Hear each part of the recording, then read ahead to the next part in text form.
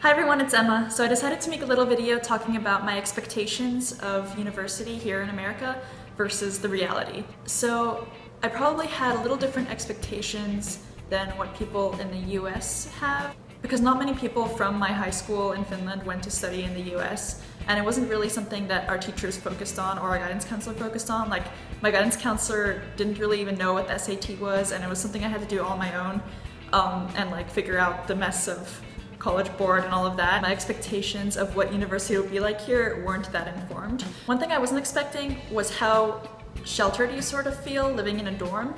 I thought it would be more like living in an apartment, but it has a very different feel when it's only university students living in one building. It kind of, at least for me at first, it kind of felt like a summer camp, like a fun summer camp, but it was just a weird feeling because I was expecting it to be a lot at once. But it's actually quite easy to adapt to living there because it's just fun at first, and then after the fun wears off, you're already used to having this routine.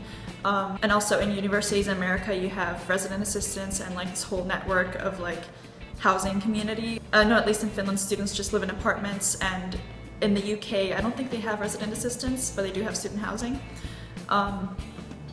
I don't really know about other countries that well, but you can comment below what your experience is like with student housing.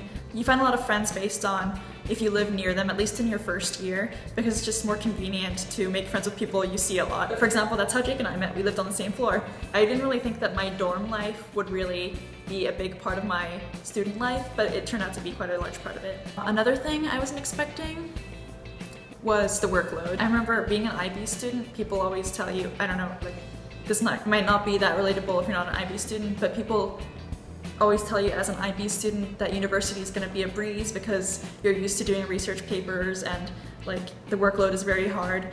But I think that the workload I had at university was more than what I was used to at IB, or maybe it's just because I was so used to the IB system that I didn't even really see it as a workload, but then I had to get used to a whole new system and a whole new life here, so maybe that's why it felt like more work.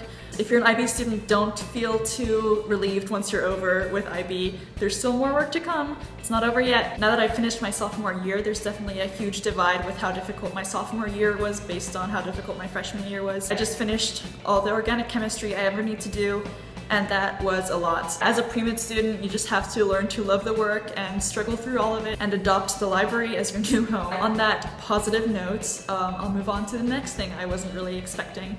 Another instance where my expectation and reality didn't really match was when I came in thinking that my schedule would kind of already be pre-planned, that all neuroscience majors on the pre-med track would be doing the same thing. In reality, you have complete freedom over your schedule. You can do whatever you like, as long as you get all the requirements out of the way. And I didn't really fully realize that until now. If I had realized that earlier, I probably would have taken different classes at different times. For example, last semester, I ended up taking 3 really difficult science classes and a core class at the same time. And if I could go back and change my schedule, I probably would have taken like an easier science class and then 2 difficult ones and then the core class. But yeah, I mean, now I got them out of the way, so I don't have to worry about those anymore, so it's nice now. But during finals week, that was really difficult. Even though your advisors give you really good advice and they have good recommendations, it's important to realize that they don't know you personally and they don't know what might be best for you and like the way that you study. So what I recommend doing is to talk to people who are also on the same track as you are or studying the same thing you are, and then kind of like ask them what route they took or what recommendations they have, and based on those build like maybe 3 schedule options, and then choose from those which one fits you the best, and then go to your advisor to have it cleared and like ask them if they have any other recommendations.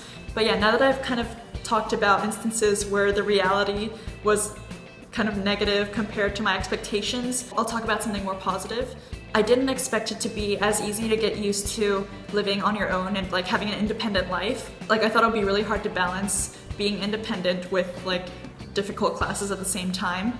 But because you're not the only one going through this, you have all these people around you who are also thrown into living independently, and because you have like a set schedule, it's actually really easy and you don't really even notice. I didn't notice my life get harder because of the increased responsibility, it just kind of happened. But it's really important to have a schedule and to remember to do basic things like eat. For example, when you get stressed out, you might forget to eat. Like, that happened to me during my finals week last semester. One day I realized I hadn't eaten much that day and I just got kind of dizzy, and yeah, it's weird because it's such a simple thing, but yeah, keep those things in mind. Remember to have fun, but also remember to study. It's kind of like finding this good balance between studying and fun and then like other responsibilities. But the good thing is none of you are in it alone, so if you're going into college now, I'm sure you'll have a great time. Alright, that's all I have time for today, so I hope you enjoyed the video. Remember to like, comment, and subscribe to our channel if you haven't already, and thanks for watching, bye!